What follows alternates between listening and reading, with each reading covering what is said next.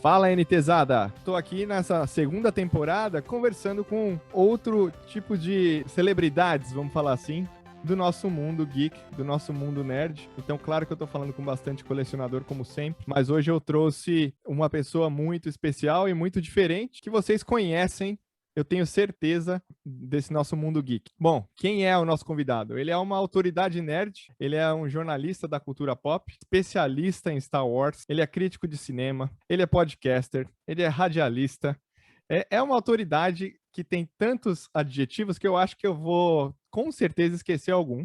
Ele que me perdoe, mas tem bastante coisa para a gente conversar aqui com esse escritor, com esse podcaster e também mestre de RPG hoje na Twitch. Eu tô aqui com o Gordirro. Tudo bem, Gordirro?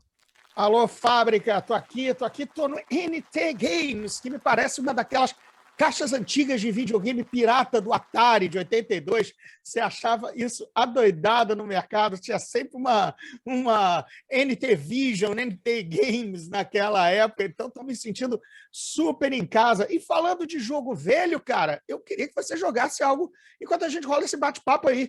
Pode ser você jogaria o meu jogo predileto do MSX, o Nightmare da Konami? Com certeza, Gordinho, com certeza. Já tá sabendo como funciona o nosso podcast aqui, então já entrou na tela. Enquanto a gente já tá conversando aqui, ele já tá na tela e eu já tô passando vergonha ali, jogando um pouquinho do jogo.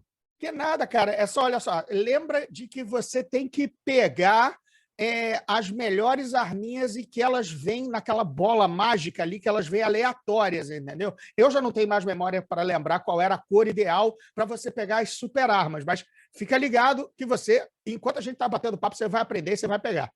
Muito legal. Eu joguei um pouquinho só para entender como é que funcionava aqui e eu achei super bacana. E vamos lá, vamos ver se eu consigo bater o mestre aí. E como é que tá a vida, Gordinho? Tudo certo? Cara, tudo bacana. Estou naquela expectativa gostosa de lançar o meu quarto livro, que é o terceiro, só para não confundir a cabeça da galera, porque é o encerramento da trilogia principal, que eu comecei com Os Portões do Inferno, dei continuidade com O Despertar dos Dragões, e agora vem o final dessa trilogia principal pela editora Rocco, e nesse ínterim eu lancei um livro dentro da série, mas fora da trilogia, que é o Traição em Zenibar. Esse eu só lancei digital, que é um prólogo do primeiro livro, foi uma graça que eu quis fazer, só para confundir, porque o pessoal achava que era o encerramento da trilogia, mas era um capítulo lá anterior, entendeu? Mas então, estou nessa expectativa como todo pai vendo o filho estar prestes a nascer. Eu conheço bastante Despertar dos Dragões, conheço o Portões do Inferno, não li, e estou muito na expectativa aí desse final da trilogia. Vamos ver como é que vai se fechar essa história toda que você colocou aí pra gente. Gordinho, vamos voltar no tempo. Tô te convidando aqui para a gente falar de videogame e falar da sua época de videogame lá atrás. Hoje você é um streamer, um cara tão importante aí no mundo da Twitch, falando bastante sobre RPG e às vezes joga um Call of Duty. Jogo bastante. Eu acho que eu jogo mais até do que coloco RPG. O RPG entrou agora no canal por, obviamente, um pedido natural da galera, mas eu não queria me arvorar, falando uma palavra antiga, quando já tinha tanta gente fazendo bem. Eu quis observar e aprender. Gameplay já é mais fácil, né? Você coloca um Call of Duty para jogar, sua câmerazinha do lado e mete bronca. Mas o RPG precisa de uma estrutura e um estudo, porque é muito diferente da experiência de mesa. Então, fiquei sendo mestre convidado em vários outros canais e agora vou começar a mestrar definitivamente no meu canal, já tendo caminhado, encontrado o caminho das pedras. Então, eu jogo muito videogame no canal e também conduzo entrevistas, né? O Zona Neutra Live e outros programas que eu acabo fazendo e dou voz também ao meu lado jornalista e faço uma coisa que seria o live podcast, né, para poupar tempo de edição depois e fazer ao vivo, entendeu? Não, eu tenho acompanhado, até porque a gente marcou esse bate-papo aqui, eu queria saber como é que estava rolando essa sua vida streamer aí, e acompanhei bastante, vi o seu mestrado, vi você ensinando até a fazer fases dentro do RPG usando o Foundry, que eu achei Exato. super bacana. Praticamente um videogame, né? Praticamente gamificar mais ainda o RPG num formato que seja palatável para você streamar, né? Não é o home game que não tinha nenhuma outra intenção de entretenimento, além daquelas, sei lá, 6 pessoas na sua mesa. Agora Isso. você vai fazer uma stream, espera que esteja, sei lá, 50, 90, 100 pessoas vendo, quiçá até mais, fora depois os views de fora. Então tem que ser interessante, tem que ter uma outra pegada, porque você está falando para o tal do broader audience, né? Para a plateia maior, né? Então não é o seu home game, então também era uma outra coisa que eu quis observar para aprender, para não fazer feio. E tá super funcionando, tá super legal, super dinâmico. E eu acho super didático também. Você tem explicado bastante como funciona o programa. E eu acho que tem muita gente até se inscrevendo e fazendo download do programa depois de assistir a sua Cara, live e lá. ele entrou em 20% de desconto, né? Resultado, teve sim, cara, eu sei de 6 compras, por exemplo, motivadas pelo canal. Olha Assim, só. eu sei de gente que postou, comprei, tipo, ou se tornou inscrito no canal para ter o acesso ao meu Telegram e ao Discord dos inscritos, para trocar mais ideia comigo mais a fundo. Ou seja, acaba sendo também uma estratégia de fidelização e tudo. Entra aí, tá, não um estudo de marketing, que eu sou uma anta em marketing, mas basicamente qualquer pessoa de comunicação consegue pensar um pouquinho do tipo, cara, tem que estrategizar para trazer mais gente, né? Para tornar o teu canal diferente e fidelizar público, né? Vamos voltar lá atrás, Godinho. Como é que começou a sua vida gamer? Você lembra como é que veio o primeiro videogame na sua vida? Foi sua mãe, foi seu pai ou apareceu de algum amigo? Cara, aconteceu de uma maneira assim, porque eu sou da geração Atari, né? Atari 82, né? 78, acho que nos Estados Unidos, 82 para cá, já começo a confundir essas datas, mas eu era já nascido, já era criança e era vendido ou anunciado como o presente do futuro, né? Tá. Eu tinha um colega de colégio que o pai era alto cargo da Petrobras, então ele, digamos, trabalhava com computadores fora daquela nossa odiosa lei da reserva de mercado dos anos 70, 80, que a gente não podia ter computadores aqui, eu não podia Isso. importar, enfim, horrores do Brasil quando o Brasil era uma selva. E aí, resultado, por conta dessa facilidade, o pai dele tinha na casa dele um Commodore 64. Tá? E aí eu vi um Commodore 64 e era um negócio assim do outro mundo. Eu ainda acho um dos computadores mais bonitos do mundo, com aquela cor marronzinha, sabe? Com aquele teclado delicioso. Tem hoje emuladores. Tem o Commodore 64 é comprável nos Estados Unidos, só que ele é um PC dentro da estrutura, né? Da casca do Commodore 64. Beleza. E, além disso, eu tenho nítida lembrança da Mesbla, rede que já não existe mais, que vendia os CP400, CP500, TK85 e os videogames que estavam entrando, Atari, Coleco, Intellivision. Tá. Tudo isso chegou meio que em ano que eu não consigo nortear direito na minha cabeça, porque eu estava na Mesbla, sei lá, com 11 anos de idade, 12, entendeu? Fascinado pelo ecrã, pela tela verde de fósforo do CP500, pelo CP400 que tinha um slot de cartucho ao lado, o Commodore 64 e os Intellivision Coleco dando um coro no Atari, né? Mas eles eram caríssimos. Pouca gente no colégio também tinha. Então, eu acabei ganhando o Odyssey, ou Odyssey, né? O Odyssey chegou muito forte no Brasil pela Philips, uma empresa nacional, né? Representando aliás, a holandesa, mas comprando a marca da Magnavox, né? Tendo o licenciamento de fazer o Odyssey aqui.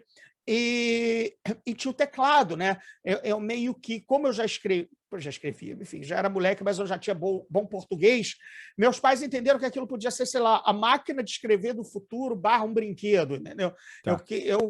E fora tinha o apelo dos Trapalhões, eu não sei se você recorda que tinha o Didi na Mina Encantada, então exatamente. Ele entrou com muita força no mercado, muita. As propagandas de TV do Senhor das Trevas, que era o joguinho de nave lá, Space Invaders, eu lembro da propaganda, eu lembro do texto da propaganda, aquilo fixou na mente da criança, né?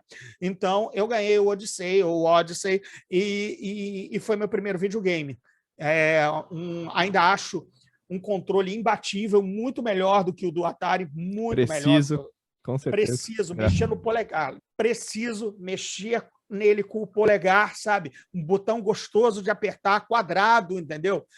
Bem, quadrado o do Atari também era, mas aquele... Quando eu fiz a transição pro Atari, cara, ou tinha os amigos do colégio que tinha o Atari, cara, aquele peru puro, sabe? Tipo, que não tinha Manche. precisão nenhuma, um manche, cara.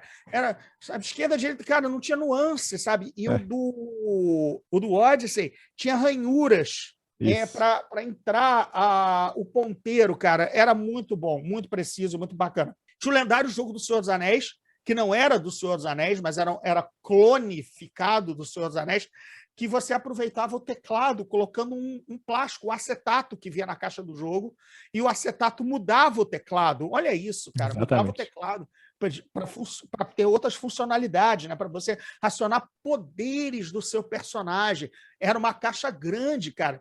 Não era a caixa de cartucho, era quase um brinquedo, quase um jogo da Grow, vamos dizer assim. Era um board game, né? Era um board game, onde você tinha interação com o videogame. Inesquecível. Ainda você vê que brilha o olho aqui, você está me vendo em vídeo, na gravação, você vê a emoção que é lembrar de um puta videogame, cara. E eu tive uma visita recente a Nova York, numa loja de videogames que ela é meio... Ela não é museu porque ela vende. Tá. Ela vende usados. É uma loja de usados e também uma oficina lá atrás que você conserta videogames antigos, tem até impressora 3D, caso você precise imprimir uma determinada peça que tem... Sensacional. É fantástico. É perto do novo World Trade Center, do One World, One Tower, whatever, aquele agulhão. Uhum. É razoavelmente perto, tipo 3 quarteirões, você chega rápido. E, cara, lá eu consegui pegar em mãos um módulo de voz do Odyssey, da Magnavox, que encaixava no cartucho. E aí ele ganhava também uma protuberância para você colocar o cartucho por cima, mas ele virava um Transformer, o Odyssey, porque ele ganhava caixa de som estéreo para sair a voz no jogo, cara. Sensacional, né? Foda. Não chegou aqui, infelizmente, mas quando eu vi, parecia que eu estava, sei lá, vendo um pedaço da arca perdida do Indiana Jones, sabe? Um dos últimos podcasts foi com o Ricardo da Odyssey Brasil. Eles estão relançando jogos de Odyssey no Brasil. Estão refazendo jogos, mas não jogos antigos, jogos novos, tá? Estão imprimindo tudo, cartuchos novos, não estão canibalizando nada do passado, estão criando tudo do zero. E a gente conversou muito sobre isso, até no último podcast, coloca um pouquinho do The Voice, da voz ali, para as pessoas ouvirem, porque é sensacional. Então, tá aí um episódio que eu perdi, vou ouvir, e um contato que depois, nos bastidores, eu vou pegar com você, porque é um cara com quem eu também quero falar. Estou emocionado, cara, que bacana. Você vai adorar, até porque eles estão fazendo um trabalho excelente de recuperar todo o material de divulgação do Odyssey desde 1982, 83. Ele está faltando, acho que só um comercial, que é sensacional, que é o dos Trapalhões, exatamente dos Trapalhões, porque era feito pela Renata Aragão Produções, provavelmente. Então é difícil achar. Mas o resto eles têm tudo. É sensacional. O Senhor das Trevas, com aquela voz, pô. Nossa Senhora. Olha, aqui ao alcance do braço, eu tenho uns 6 ou 7 cartuchos originais, com a caixa, tudo, não tá nada lascado, tem um manualzinho, sempre foi uma criança, filho único, né? O irmão não estragava minhas coisas, eu não emprestava para ninguém, então ficou tudo muito bem guardado e cuidado. Eu sabia o sacrifício que era ganhar essas coisas, eu sempre respeitei o presente que meus pais me davam. Resultado, tá tudo quase em estado mint aqui de coleção, entendeu? O videogame não. O videogame não tem mais. O videogame tá aqui também. Também? O videogame tá no armário. Tá o Odyssey, tá o meu clone, o clone do Atari, que deve ser não é o da Polyvox, é o da Dynavision, o Dactar. É o Dactar, exatamente. E tem mais o MSX aqui, o Expert, com o datacorder, com o mouse, com o joystick e com a unidade de drive. Que sensacional. Não joga mais, né? Tá aí, mas hoje não tem mais. Nunca usei tentar ver como nas TVs modernas, inclusive, eles pegariam, entendeu? Tinha que pegar aquele ganchinho, né, para jogar num HF. Uma hora eu vejo a gambiarra no YouTube da vida e a gente faz a brincadeira. Então o Odyssey marcou bastante, então, o seu começo, até porque, como você disse, tinha um teclado, você conseguia escrever, e também muitos jogos ali atrativos, até você chegar no Atari, que era um videogame, vamos falar assim, populesco, talvez, onde todo mundo tinha, né? Acabei tendo que ter, sabe? Porque era aquela coisa que os colegas queriam emprestar cartucho, eu virei meio VHS Betamax, Sim. em que, ou no Brasil até porque, por exemplo, o iPhone não é tão popular quanto o Android, né? Então você meio que, cara, tipo, as coisas eram meio incompatíveis, né? Não tinha cartucho para trocar. Acabava que também o Atari começou a ter muito mais cartucho e a pirataria dos cartuchos tornou muito mais interessante ter os jogos mais baratos para comprar ou até as vídeos, ou até as. Não era nem locadora, era clube, né? Você pegava as fitas e devolvia, entendeu? Trocava, não era aluguel, né? Você tinha uma mensalidade que você pegava quantos jogos quisesse durante a semana e no fim de semana você só podia levar 2. Tinha um truque assim, entendeu? Para o clube girar, né? O clube ter sempre jogo, né? Que legal, uma boa ideia. Não Alugar... era como locadora, era clube. Tá. Entendi. Era clube. Então, durante a semana, você até podia levar mais, porque teoricamente estava todo mundo no colégio, então estavam quase todos os games parados lá, ou os pais não deixavam. Então, se o pai deixasse, você ia lá e pegava cinco cartuchos, entendeu? Mas no fim de semana era limitado, porque era o tempo que a molecada ia secar o acervo do videoclube. Era bem bacana. Que legal, que boa ideia. Como é que passa para as próximas gerações? Você lembra disso? Você lembra dessa transição para depois um Master System, alguma coisa assim? Não peguei Master System, porque aí eu virei um PC gamer, sem PC saber. direto, entendi. Porque aí foi o MSX, né? O MSX também veio muito forte em propaganda. Era sensacional como naquela época a gente não tinha restrições de lei para propaganda infantil, né? Então, Hotbit e o Expert vieram muito fortes. E aquilo, assim, eu disse, cara, um computador. E eu já era fã de ficção científica, já começava a dizer, cara, o videogame é brinquedo, né? Isso aqui é um computador, isso aqui, sei lá, vai ser que nem Enterprise. E as propagandas também diziam que podia fazer controle doméstico de contas. Aí começou aquela... Convenci meus pais de que era uma boa para ter receitas, cara, sabe? Gravado no disquete, sabe? Enfim. E eu fiz um curso de Basic com o TK-85, que eu também tenho. Porque começou a ter, naquela época, a ideia de que a informática seria a profissão do futuro. Sim. Quando você tem 12 anos, 13, você ainda não tem o que ele vai ser quando crescer, sabe? Meus pais são professores, eu seria professor, eu iria para o... A família tem tradição naval na Marinha. Ele vai para o ramo da família militar para a Marinha. Ele é ruim de matemática, mas ele é muito bom de português. Para onde ele vai? Aí, veio tinha aulas complementares de Basic na escola. Aí minha mãe, não, você quer, eu pago para você, porque pode ser a profissão do futuro. Os programas de TV já diziam isso, sabe?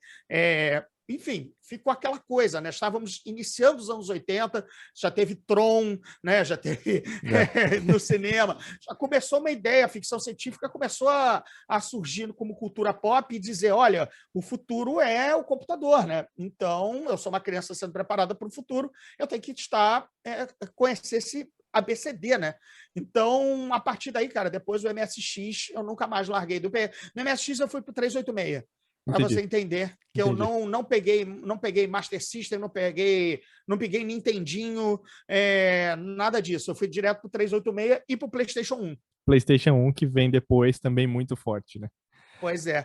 Mas eu não peguei Master System da Tectoy com a eu já não era mais... isso pegou uma outra geração de crianças, uma diferença de 7 anos, entendeu? Onde se eu tinha 10, eu já agora estava com 17, entendeu? Se eu fui atraído pelo Atari com 12, eu agora tinha 19 e já estava, sei lá, visando faculdade, entendendo o computador como uma puta ferramenta que eu tinha que dominar para me destacar quando me formasse. E aí, jogos no computador. Isso que eu ia falar, Doom... Wolf, né? Wolfenstein 3D, aí os de RPG, Eye of the Beholder, todos os o Castle Ravenloft, todos aqueles joguinhos que e eu achava, cara, era a evolução do coitadinho do MSX, entendeu? Sabe? Muita coisa ainda era parecida, a gente não tinha dado um leap tão gigantesco quanto um Call of Duty cinematográfico, fotorrealista, um FIFA, que meu pai, por exemplo, quando já estava me vendo jogar no PlayStation 3, FIFA, ele passava disso. Tá passando o jogo? Ele pegou pelo rabo de olho, entendeu? Não, e a TV grande, e aquela. Cara, engana. E é outra geração, os anos 40, né? Aí ele viu, tá passando o jogo, aí ele apertava o olho e as figurinhas não eram de verdade. Talvez agora no PlayStation 5, agora que ele fique apertando o olho e fique parado até se convencer que ele é um videogame, entendeu? Não, e outra, point and click. Você lembra desse tipo de jogos? Total. Nossa. Muito, cara. Muito point and click. Text-based RPG, que eram os MUDs, né? Multi-user Dungeon, né? Que era também, estou na sala, vou até a porta. Isso. Era um RPG, né? Era praticamente um RPG onde você mesmo se auto-mestrava, vamos falar assim. Os point and click fizeram um sucesso absurdo, né? Fantasmagória, o Myst. Quando a gente vai ter em 95, cara, parece que são 12 anos de diferença, né? Inacreditável. 83, 95. 83 a gente está falando de Atari Odyssey, 95 a gente está falando de kit multimídia da Creative Blast, para colocar uma Creative Blast na sua máquina para rodar Rebel Assault. Entendeu? E você jogou, de novo, Fantasmagória jogou os jogos da LucasArts, o Monkey Island. Cara, olha o pulo que a gente está dando, né? Para o PC Gaming, né? Impressionante. E na época, com 15 disquetes para você conseguir instalar o jogo ali no computador. E aí, quando foi até quando veio o CD, já era muito CD, porque ainda era CD, né, cara? Isso é verdade. Era muito CD, mas o Fantasmagória marcou, o Myst marcou demais, né? Uma geração, até começou a atrair um povo não gamer, né? Porque era lúdico, né? Eram screenshots, basicamente. Era um jogo de wallpapers clicáveis, né? Isso. Mas tinha cada um com seu estilo. E era um estilo novo que estava surgindo e que podia atrair outro tipo de gamer, além de quem queria atravessar uma rua com um sapo, por exemplo, como no Frogger. Aliás, o Frogger do Odyssey melhor do que o do Atari. Superior. Não é? Superior. Estou com ele aqui, com certeza. E também o Come Come, que era melhor do que o Pac-Man. Exatamente. Que conseguiu renomear o Pac-Man no Brasil para Come Come. De tão bom que é. Cara, que época, cara. Assim, mas são épocas bem legais, né? A gente está falando até de, por exemplo, outra geração, quando os kits multimídia surgem, quando as placas, as Sound Blasters chegam para você ter som no seu computador, os 386, aí vamos para o Pentium, né? Para o 486, DX40, aí vamos para o Pentium. Ou seja, eu não estou pegando de novo Nintendo, não estou pegando Master System, nada disso passou para mim. Nintendo 64 com o GoldenEye soube que era popular, mas não peguei. Mas o PlayStation o bueiro, né, a tampa de bueiro, né, um amigo meu do RPG tinha, e eu dizendo, cara, esses consoles já são tudo ruim, nada supera o PC, pô, já tô, olha, Mortal Kombat, um monte de coisa legal, nada disso. Não, cara, vem ver o Bushido Blade no PS1. Ele, cara, você vai adorar, porque aqui você morre com uma espadada só, não é videogame de luta, porque ele é realista, é que nem um combate. Cara, eu passei 3 horas jogando na casa dele Bushido Blade. Eu disse, cara, eu tenho que ter esse videogame. Aí é que eu virei um ser híbrido, passei a ser PC gamer e ter sempre um PlayStation em casa, entendeu? Entendi. Nessa época o PlayStation super popular, principalmente por causa dos jogos alternativos. O povo descobriu como desbloquear e o PlayStation virou uma febre no Brasil que acho que nem a Sony esperava que fosse tão grande, né? Não. Pô, tinha a feira, cara. Tinha a feira que a gente trocava os jogos. Se não gostou, leva. Tá, toma aí. Leva 5, paga 3, entendeu? Cara, e aí você, cara, devolvia os 2 que você não gostou porque você levou de olho grande. Aí o cara te dava outro. Aí a mídia não funcionava. E quando você pegava naquele camelozão, teu amigo, na sexta-feira, na saída do trabalho, para jogar o jogo no fim de semana e o CD via miado. Não rolava. E aí... Puta merda, e agora? Mas não dá para esconder, cara. Foi uma geração, não vou dizer, eu não pirateei. Jesus, cara, era uma febre, entendeu? Era impossível não ter. né? É uma coisa bacana que os streamings e que a indústria se regularizou e tornou palatável ou seguro também ter um jogo premium que você compra e a licença é sua, vem os DLCs. Mudou a cara da coisa. Mudou a cara da coisa. Acho que fez parte da evolução do videogame, com certeza. Até hoje, eu que vivo nesse mundo retro game, você paga muito mais caro num videogame bloqueado do que um desbloqueado, porque você sabe que tem a mídia ali mais segura e tal. O laser tá bom ainda. Gordinho, a sua história de videogame, claro, e depois a sua vida profissional começa a se colidir, vamos falar assim, elas começam a se integrar, porque você acaba virando um jornalista focado nesse mundo nerd, numa época que não era comum, que talvez fosse até ofensivo ser chamado de nerd, né? Eu queria entender de você o que você acha desse mundo de hoje que traz o nerd como uma coisa super normal. Então você vê gente usando camisetas tipo camisa do Capitão América numa senhora no supermercado. É isso que eu quero dizer. Nem sabe o que é, né? Nem sabe o que é. Uma senhora com os netos e ela tá com o escudo do Capitão América, entendeu? Assim, tipo, é meio aquela brincadeira do meme da Patricinha com a camisa dos Ramones, entendeu? Sabe? Isso. Tipo, o que você tá fazendo aí? Vira aquela coisa do você está roubando uma identidade, é uma besteira, da apropriação cultural, também é uma grande asneira, né? Assim, nós somos um planeta inteiro que, se fosse a apropriação cultural, a gente tinha que devolver o jeans para o trabalhador das fábricas dos anos 30, entendeu? O cara não pode usar. Foi mal, cara, a calça jeans é apropriação porque foi o Levi Strauss que criou, tá? Sabe? Mineiro. Sabe? Pois é, entendeu? De família judia, então também é uma apropriação cultural de outra cultura. Não, cara, é uma calça, gente, por favor, entendeu? E circula. A nossa cultura é isso, cara. A gente, senão eu vou devolver todas as palavras que, desculpe, são de origem árabe, moura, né? Porque alface, almofada, tudo que começa com al é de lá. Não posso falar mais, estou apropriando a língua e desrespeitando outro povo. Balela, né?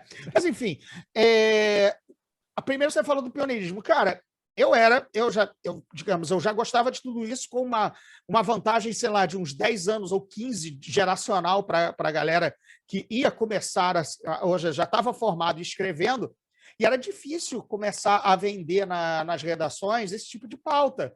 Mas já estava começando, a gente já estava lá fora começando a curva a dar a virada, né? Isso. Mas ainda era difícil dizer que era importante dar uma capa para uma convenção de quadrinhos, ou um quadrinho lançado, ou um videogame, ou um Tomb Raider, entendeu? Eu lembro que em 98 eu herdo a coluna Teen da revista Manchete, olha aí, revista Manchete, eu ainda era tido como jornalista jovem, porque tinha 26 anos, né? Então, ainda era o moleque da redação, né? Tá. Então, herdei a coluna adolescente, apesar de não ser mais adolescente, mas você não vai dar para um adolescente escrever numa coluna, né? Exatamente. Beleza, então você vai dar para o pós-adolescente que é alfabetizado de jornalista. Beleza. Então, tá. Aí a coluna mudou de tom, porque o cara que era o meu antecessor, Silvio Essinger, meu amigo que está hoje no Globo, continua como repórter musical, ele dava muita notícia musical na coluna, certo? A coluna Teen falava de bandas, Oasis, etc e tal, o que estivesse bombando na época, até Spice Girls, beleza? Tudo mais. Quando entra eu na coluna, eu já dou o foco nerd. Eu começo a colocar videogame na coluna. Eu começo a colocar quadrinho. E aí eu começo a dosar uma nota de música, uma nota de quadrinho, uma nota de videogame, uma nota de cinema que tem a ver com jovem, cinema jovem. Não vou colocar o vencedor de Cannes. Não, isso eu era crítico de cinema da revista também, e aí eu tinha responsabilidade pela editoria de cinema. Mas na coluna, minha joia, ali que era a coluna adolescente, eu falava das nerdices. Foi aí, por exemplo, quando a Brasoft lançou o Doom 3 aqui, lançou os jogos da LucasArts, veio Tomb Raider para o Brasil, Tomb Raider 2 e tudo mais, eu comecei a dar destaque lá, na coluna Teen.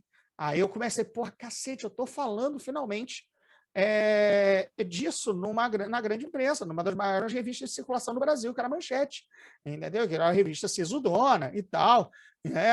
Beleza, então foi ali que eu comecei a cavar o espaço de falar essas coisas antes da gente ter os 65 mil sites e etc e tal, entendeu? Entendi. Aqui no Rio, obviamente. Em São Paulo, a Ilustrada sempre fez jornalismo belíssimo. A página de quadrinhos da Ilustrada, quando lançou Cavaleiro das Trevas em 86, já deu matéria para entrevista com o Frank Miller, um negócio assim. E eu ficava puto, porra, por que aqui no Rio a gente não faz essas coisas, entendeu? Não fala de videogame, não fala de quadrinho, sabe? Beleza. Estava lá nas trincheiras e a represa abriu e hoje é normal. Hoje, na verdade, não é normal. Hoje é o carro-chefe de tudo, né? Pelo menos das notícias de cultura. Então, aí eu quero voltar nesse ponto aí, porque, e de novo a pergunta ela é um pouquinho provocativa, mas é porque eu queria muito saber o que passou na sua cabeça e o que passa na sua cabeça hoje vendo o mundo tão geek e tão orgulhoso de ser geek, e como era difícil ser na época, entendeu? Também peguei um pouquinho disso. Na época do colégio, eu sou um pouquinho mais novo, mas eu peguei um pouquinho disso lá atrás também. Então tinha coisas que você não falava que você gostava, ou que você dava aquela escondida para também não para um aparecer. resumo que eu contei com o Pablo, né? Pablo Miyazawa esteve aqui no podcast e ele esteve lá no Zona Neutra e foi uma história que a gente meio que divide. Ele não passou pela mesma vergonha que eu, mas nós colecionamos um álbum de figurinhas de Star Wars que saiu em 89 e, portanto, era o meu terceiro ano do vestibular, ou seja, 17 para 18 anos.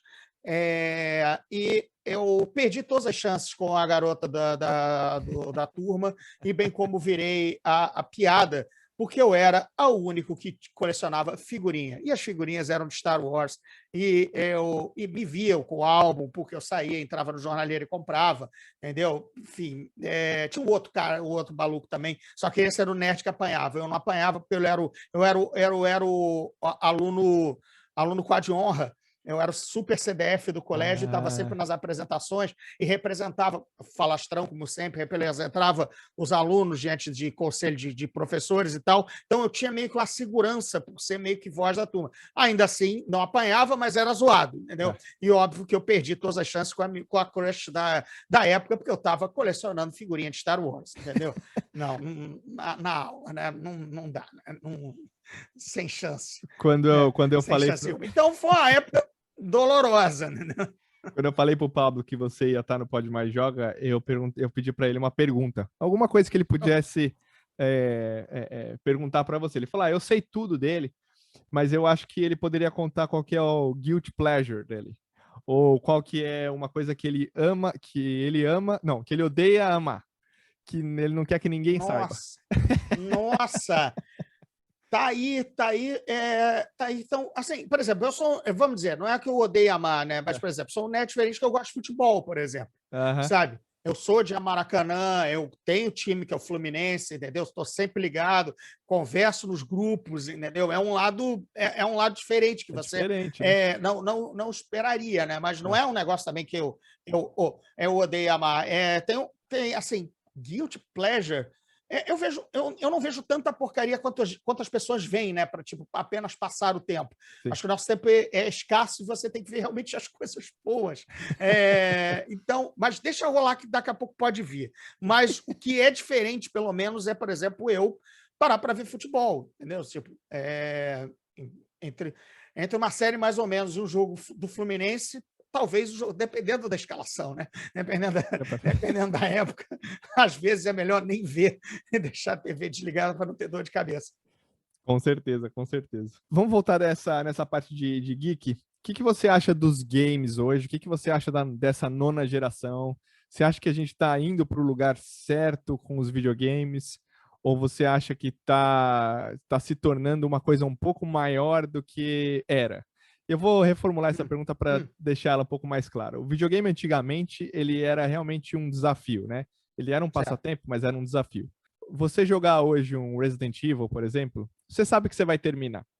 De alguma forma você vai terminar. O jogo te ajuda a você chegar até o fim. No passado, não. Você ia passar dias lá e não é garantia que você terminaria o jogo. O que você acha dessa geração? Olha, eu não vou ser o velho ranhento do dizer essa geração tem tudo fácil, até porque essa geração tem tudo fácil. Mas, neste caso, eu concordo que seja bom. Porque, vamos lá. Cara, a vida está dificílima. e para todo mundo, e não é só por uma pandemia mundial, ainda que esteja ocorrendo uma pandemia mundial mortal, mas os tempos estão mais escassos, as relações estão mais líquidas, e se o seu entretenimento for difícil e te der trabalho e preocupação, cara, desculpe, eu só jogo no Easy. A vida já é hard.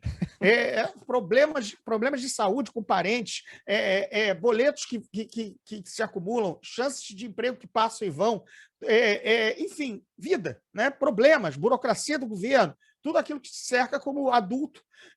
E aí, na hora, o teu jogo também vai ser difícil, cara. Foi mal, sabe? Né? Assim, na outra época também, outra coisa, oferta pop de títulos. O jogo muito difícil é abandonado e mal falado, porque você está se prendendo naquilo e não está consumindo o próximo jogo. E também é uma indústria que, cara, consumo rápido e fácil levará o cara a fazer um consumo rápido e fácil de outro produto que nós estejamos lançando. Sim. Certo? Ou, senão, é um jogo difícil por ano. Né? É um jogo que te mantém o ano inteiro. Aí você é um péssimo consumidor para a indústria. Né? Porque você só tem... enquanto eu não zerar esse jogo, eu não abandono. Não. Zerei. Qual é o novo? Opa, qual é o novo? A indústria vai vender mais um joguinho. Então, tem essa matemática. E tem o lado pessoal. Acho que está tudo muito... E tem também assim, beleza. Eu também não consumo só videogames, eu consumo séries. Aí, de novo, saiu série nova.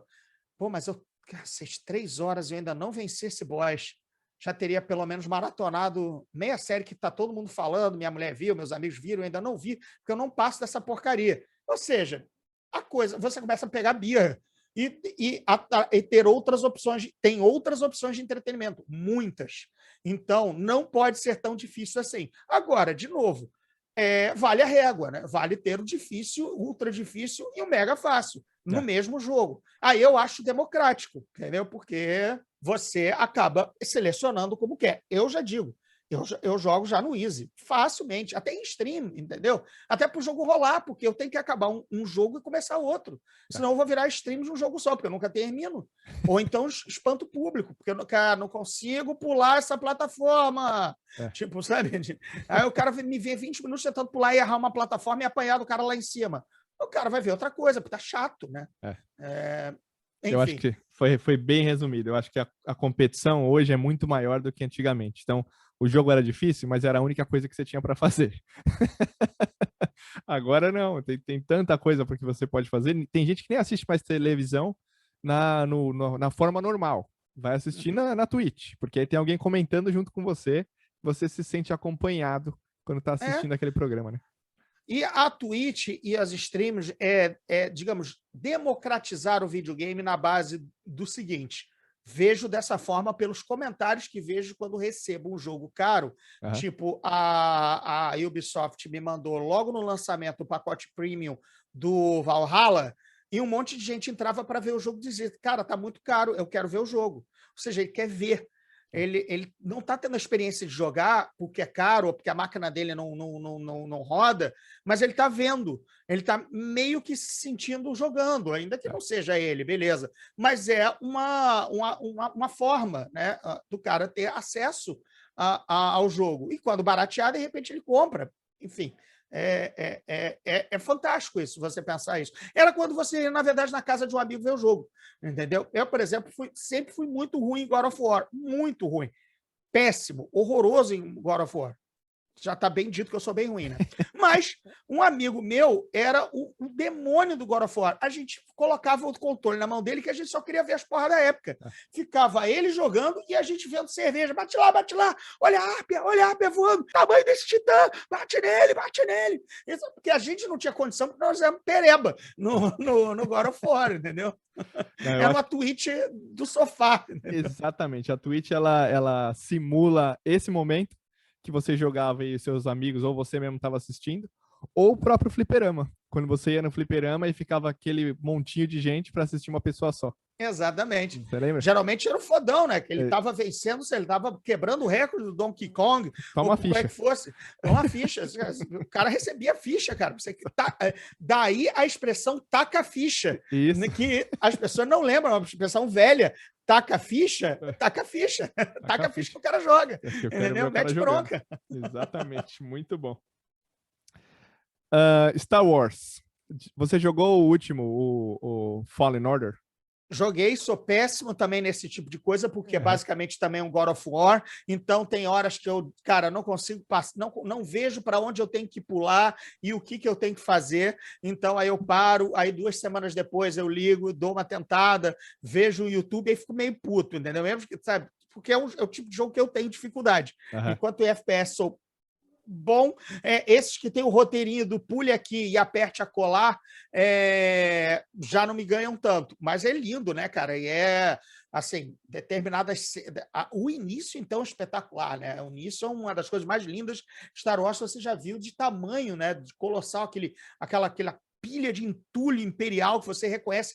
Quem é fã fica vendo vários easter eggs de tecnologia amassada, perdida. Então, é bem bacana. A história é legal, é curto, ótimo. É curto, pô, é ótimo. Que bom que seja curto. Eu quero jogar outra coisa. Coloquei alguns jogos de Star Wars aqui atrás, em homenagem a você aqui, porque eu acho que a franquia ela é muito forte nos games. Sempre foi, e desde a época do Intellivision. Desde lá atrás, desde a época do Atari. Sim, começou com o Império Contra-Ataca, né? O jogo do Império Contra-Ataca foi o primeiro de consoles, ainda que existisse o Star Wars no fliperama, que era uma das máquinas que eu mais disputava no fliperama do Rio Sul, que era no antigo Big Burger. Era no segundo andar, ao lado da escada rolante. Tá? Eu ia lá para o Rio Sul, porque o daqui perto de casa era muito perigoso, porque de shopping, beleza, mas os de rua era a molecada mais velha de colégio que batia na molecada mais nova para roubar ficha. Então, aí era aquele como é que é? Ambiente de drogas, que não era de droga, mas a mãe não deixava, porque a molecada de 14 a 16 batia nos caras a gente de 10, entendeu? Não era justo, então não ia, não deixava aí. Mas o do shopping era totalmente seguro, não tinha porrada da meninada, e eram só os filhos dos pais que estavam... Era um jeito, era aquela área de infantil, deixa a criança lá dentro. Toma aqui, meu filho, 20 fichas e eu vou fazer outra coisa no shopping. Tá? Tô de olho, hein? E aí você ficava jogando. Cara, eu morei na máquina de Star Wars, entendeu? Que era o Trench Run, né? Era o combate contra os TIE Fighters, mas só veio a ter em videogame o sensacional Império Contra-Ataca para atacar os andadores, né? Os walkers imperiais. Isso. Da onde vem essa paixão, Gordinho, por Star Wars?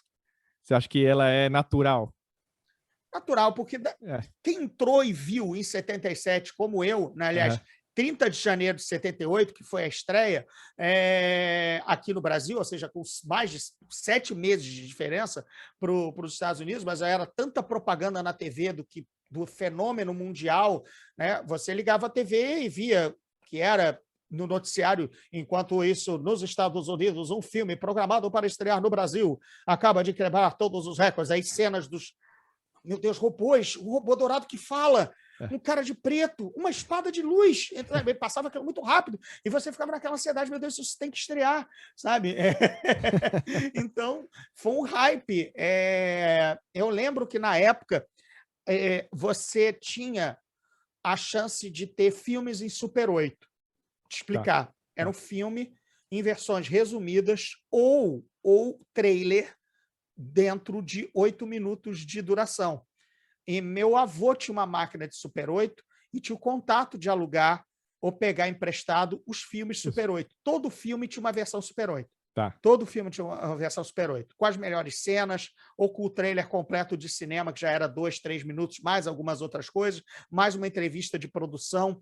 Era uma indústriazinha, tá? Então, eu vi o de Star Wars, eu vi o Super 8 de Star Wars, e foi um negócio, sabe? Porque foi um contato em casa, antes de ir no cinema, sabe? Olha só. É muito, muito bizarro isso. E eu lembro que ainda deu problema lá em casa, porque também pegaram o Super 8 de Fuga do Século 23, Logan's Run, em que tem a cena dos atores, ao fugirem da cidade, eles trocam de roupa.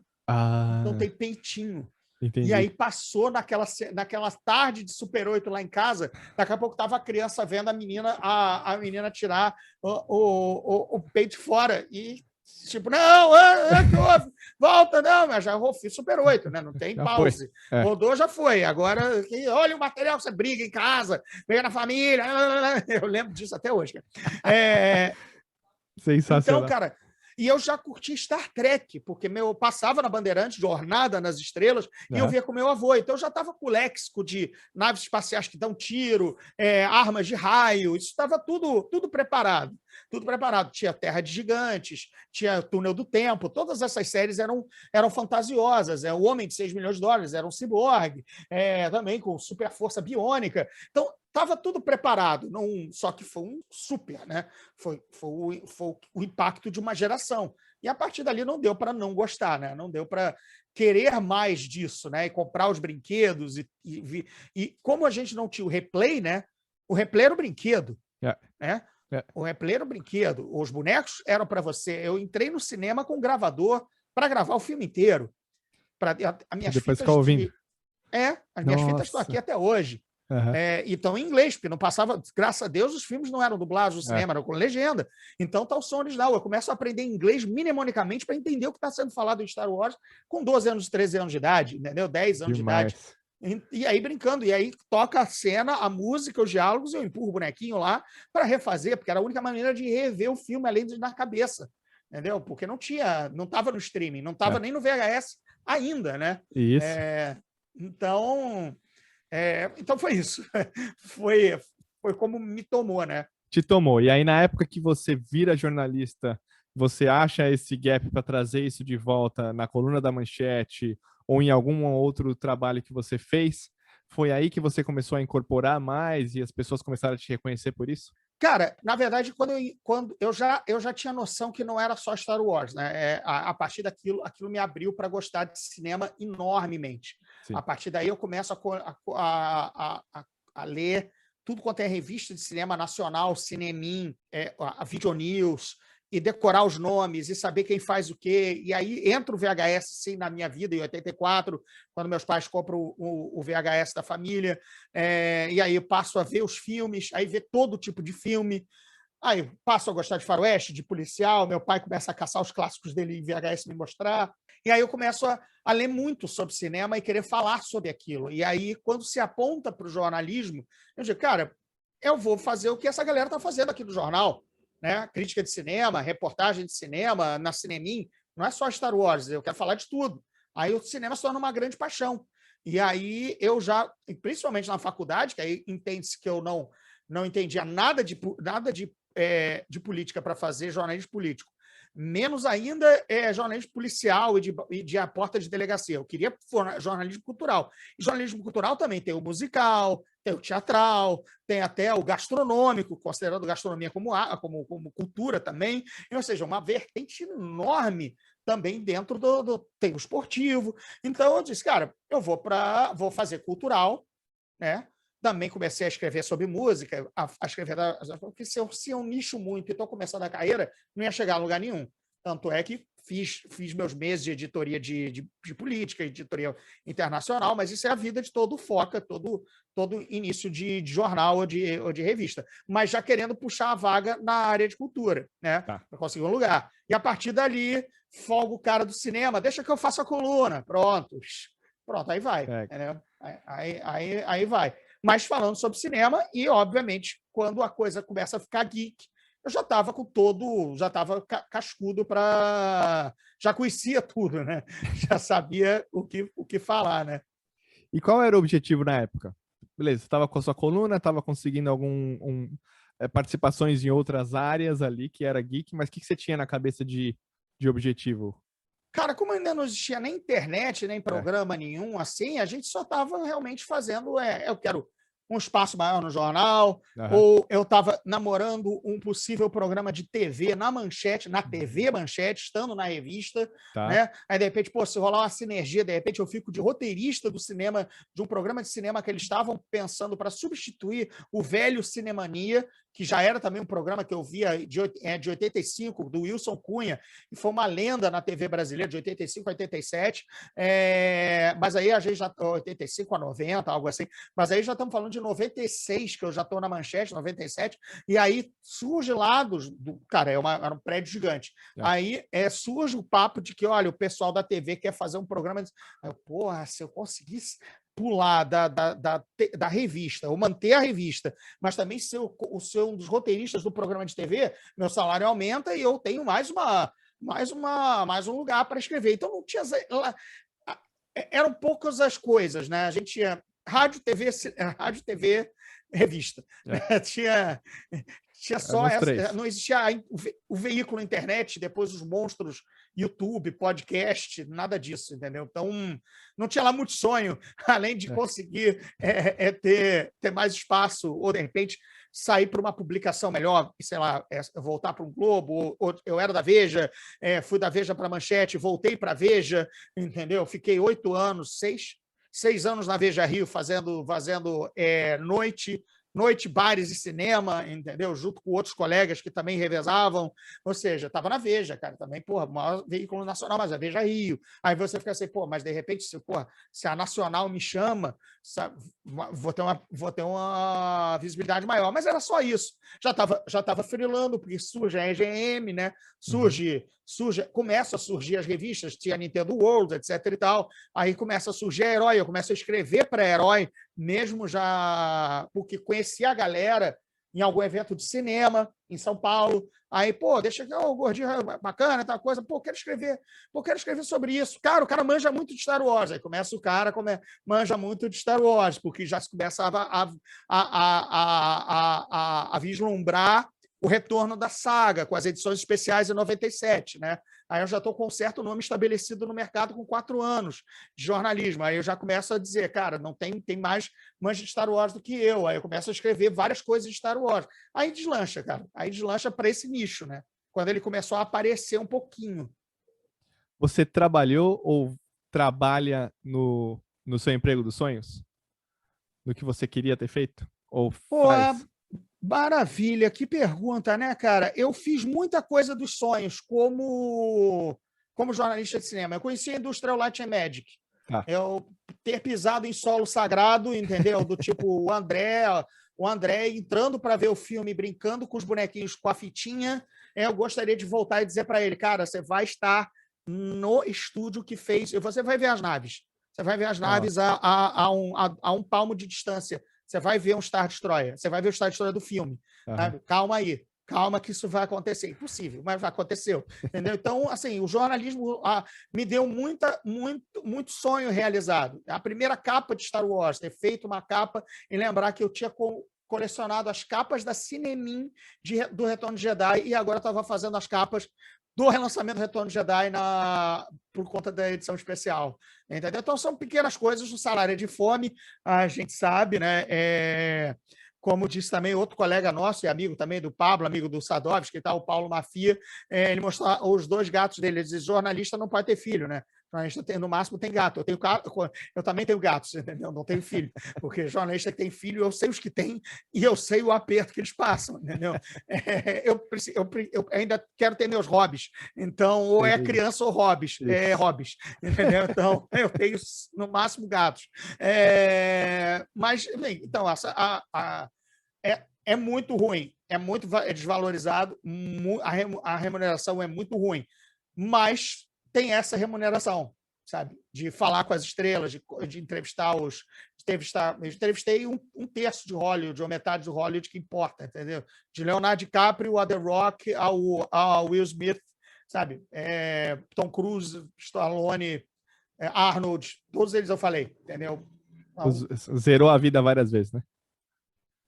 Pois é, zerei a vida várias vezes. A conta também, né? A conta também está quase.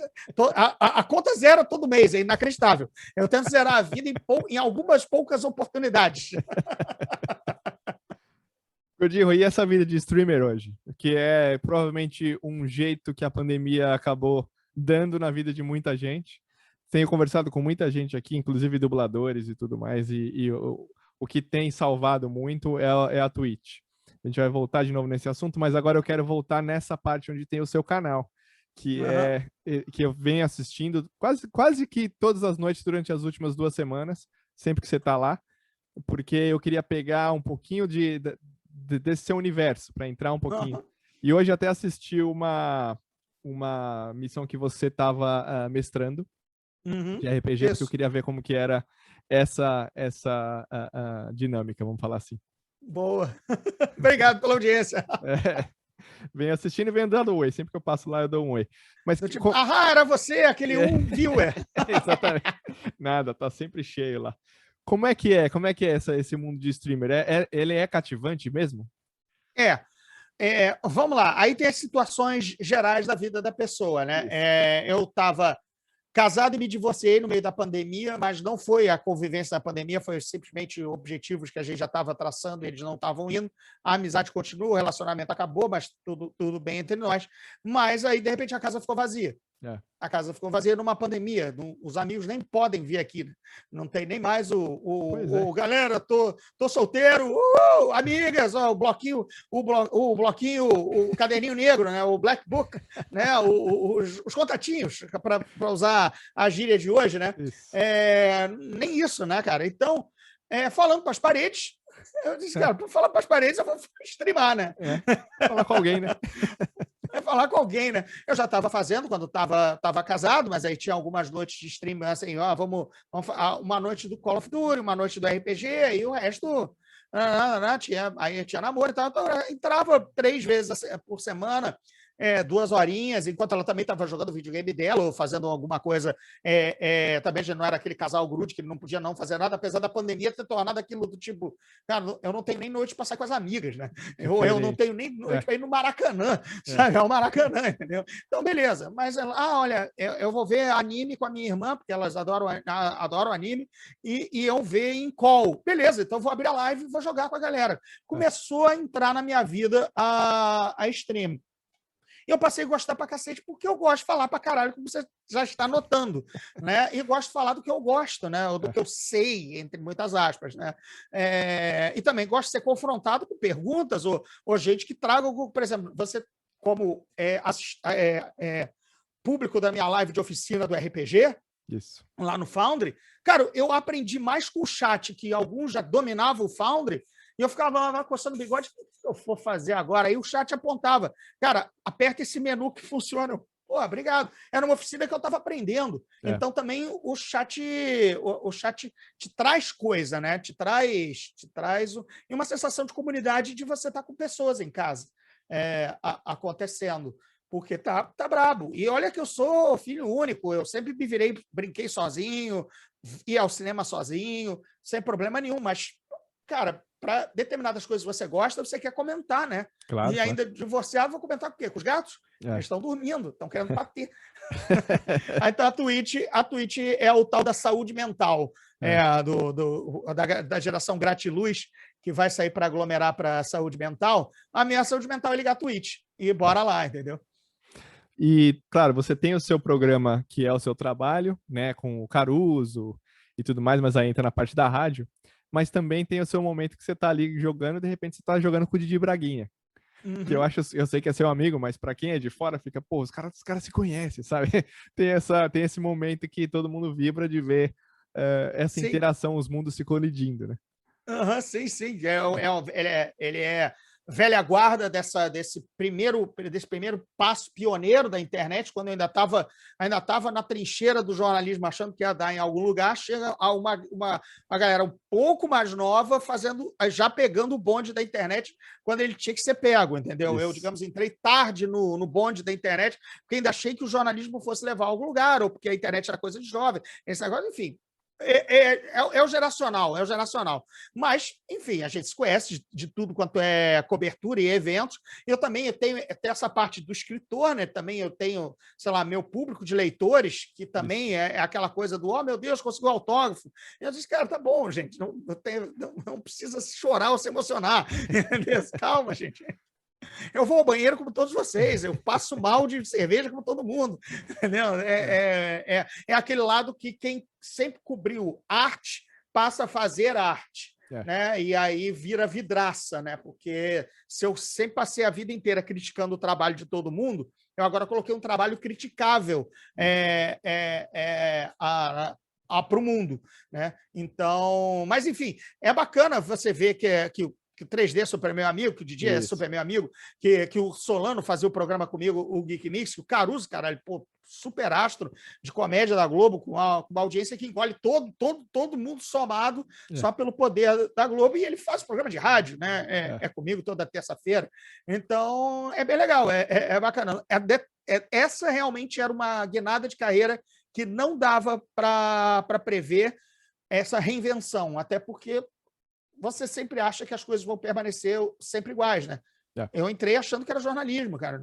Eu ia ter uma puta coluna, depois eu vou ser editor de caderno de cultura, sabe? Vou ficar velho o suficiente para ser o editor e tal. Aí eu vou dar o tom do caderno, sabe? E eu escrevo ali as minhas críticas selecionadas, mas a galera que vai ver filme merda em vez de mim, entendeu? Eu tava achando que ia ser isso, porque era até o jornalismo quebrar, né? E a internet virar esse monstro, né?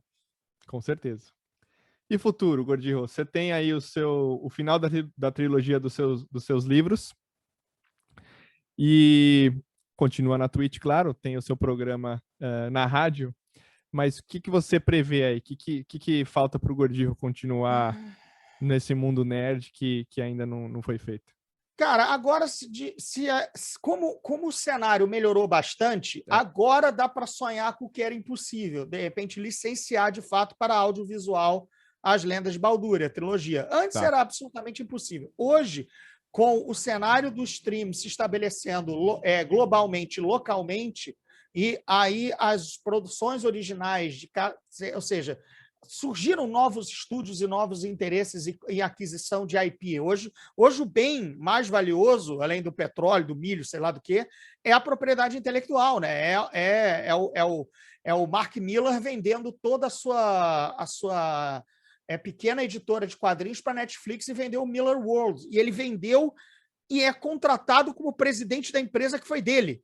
Entendi. Sabe? Tipo, a Millar World não é mais do Mark Millar. O Mark Millar é o presidente da Millar World, mas é contratado pela empresa que leva o nome dele e não é mais dele. Tipo Steve Jobs, sabe? Tipo Jovem Nerd hoje. É isso, entendeu? Então, eles fizeram isso está acontecendo. É plausível, mas o sonho ainda é, com calma, lançar a trilogia no exterior. Já sei o parâmetro que você precisa estar com a trilogia terminada e publicada, é o que vai acontecer agora. E aí eu tenho uma agente literária, negociá-lo para o exterior, e aí ver o livro em outras línguas e, quem sabe, despertar um interesse, seja global ou local, de uma produção. Essa é o sonho, de futuro. Mas o passo adiante é formalizar o RPG baseado nas Lendas de Baldur. E aí, de fato, ter um compêndio, ou seja, mais coisas para escrever, basicamente mais trabalho. Porque agora é fazer a versão RPG para ainda abranger mais gente, com ilustrações, pensar num quadrinho. Assim, esse é o meu trabalho de vida. É o que eu vou me dedicar a fazer ou nos tempos livres, ou trabalhar agora nessas novas vertentes exatamente de captação de recursos, que é o financiamento coletivo, e, de repente, poder tirar um ano sabático e só viver do dinheiro do financiamento coletivo para fazer essa entrega, em vez de ficar trabalhando em tradução, em várias outras pequenas coisas que é catamilho de dinheiro só para pagar os boletos. Não, tem uma tranquilidade de dizer, vou parar 8 a 14 meses para produzir mais um legado, mais algo dentro da minha coisa, entendeu? É isso. Acho que agora é me ver de fato como autor e como artista. Péssimo essa... Demais. Você transforma... É meio ridículo, né? Sabe? Os amigos me conhecem há muito tempo, então, quando... Pessoal, a mulher que me conhece há 25 anos, ou seja, aí vem fila de autógrafo, vê fã querendo tirar foto em evento. O cara mesmo assim, porra, é o André, né, gente? Eu não sou o gordinho para isso, sou o André, né? Assim, porra, é o André, o Zé Merda. Os amigos, todo seu amigo te trata como Zé Merda. Isso aí, senão não é seu amigo. Né? Seu amigo é um bunda suja. Amigo real mesmo é isso aí. Amigo real mesmo é isso aí. Então você nunca vai ser aquele cara que, cara, pelo amor de Deus, 2 palhaços abraçando ele para tirar foto. É o bunda suja do André. O que ajuda bastante, né, cara? Porque evita. E é o que, de repente, sei lá, os uber milionários e super bem-sucedidos perdem o contato, né? Perdem o contato com a realidade humilde de, cara, você vai ao banheiro, você faz tudo como qualquer outra pessoa, entendeu? Então, don't believe your own hype, né? Não acredite no próprio hype, né? Com certeza. Para terminar, o que te inspirou a escrever os livros quando a gente pensa em RPG? Como é que você começou? GURPS, D&D, o que era na época? Comecei por um jogo totalmente fora do padrão, que era o Elric de Meone Boné, o Elric da Chaosium, que é do Call of Cthulhu, né, o chamado de Cthulhu, e também fazia o jogo do Elric. Tá. E eu já tinha lido os quadrinhos do Elric, a quadrinização dos romances, já estava começando a ler um dos romances, e de repente alguém me chamou para jogar o tal do RPG do Elric. E aí veio a memória do, porra, esse tal de RPG, aquilo que a galera jogava lá no ET. Eu sempre quis jogar essa porcaria. Então joguei, aí virei mestre de Elric, porque já li os livros. Aí depois caiu o GURPS no meu colo, e aí o D&D. Então foi totalmente assim fora da curva geral, que meus amigos da época, que são agora também amigos até hoje, começaram no D&D segunda edição, não foram pelo Elric ou pelo GURPS, entendeu? Uhum. Na verdade, eu era o cara do GURPS, eles eram os caras do D&D. A gente se juntou, cada um aprendeu o sistema predileto do outro.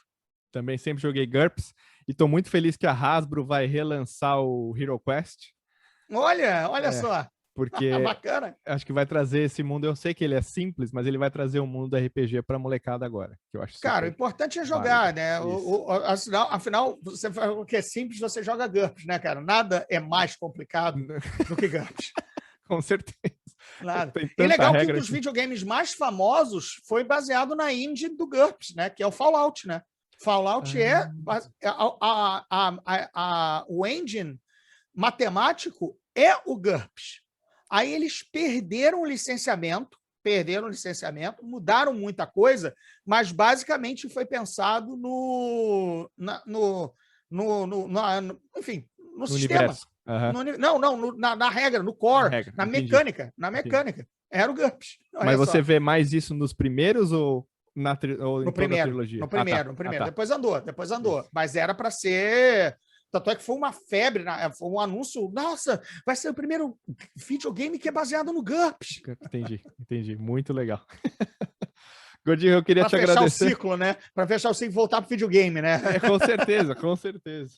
Eu queria muito te agradecer o papo. É uma honra ter você aqui, com certeza. É um humilde podcast que só tem a única função de unir o mundo dos colecionadores e fazer pessoas falarem com outras pessoas e se identificarem com os papos. É só isso que eu quero. Cara, o programa é você simpaticíssimo, o pauta profissional, olha aí. Obrigado. Profissional, foi um prazer enorme. Não tem essa de podcast pequeno, podcast grande. Tem que ser bom e bem feito, que aí tem muito grande, muito mal feito, tem muito pequeno, bem feito. Então, o que vale é o tamanho, o que vale é como você age com o seu podcast. Como é que as pessoas te acham, Gordirro, hoje? Pô, super simples, né? Porque basicamente eu sou encontrado por Gordirro, Gordirro,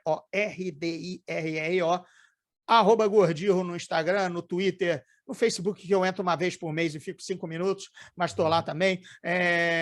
No Instagram, do Twitter eu moro, né? No Instagram é coisa de foto, é coisa de divulgação via foto e tal. E na Twitch, .tv/Gordirro. Beleza. E nas livrarias, com Os Portões do Inferno, O Despertar dos Dragões e Traição em Zenibar, esse apenas Amazon Kindle. Mas, de novo, também na Amazon, se você jogar Gordirro, aí não só você vai encontrar meus livros, como os que eu traduzi, mas dê preferência para os meus, porque o que eu traduzi eu não vou ganhar nessa venda. Apesar de me orgulhar muito do trabalho, e tem muitos livros de Star Wars legais que eu traduzi também.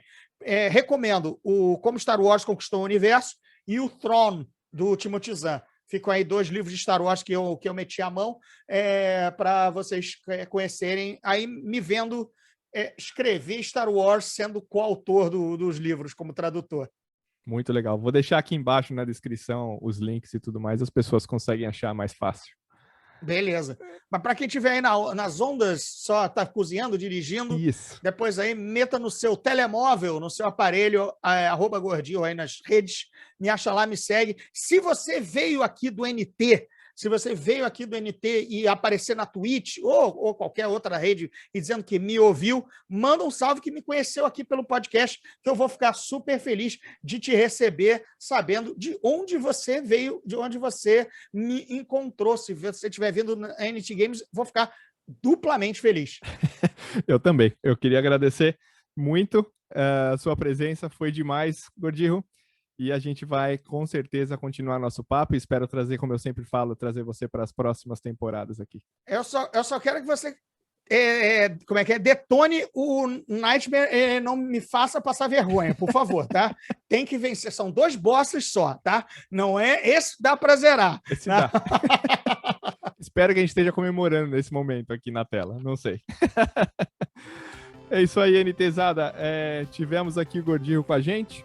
Vamos continuar conversando com muita gente legal aí, pra gente continuar unindo nossos mundos. Beleza? Bom fim de semana, aquele abraço e joguem videogame.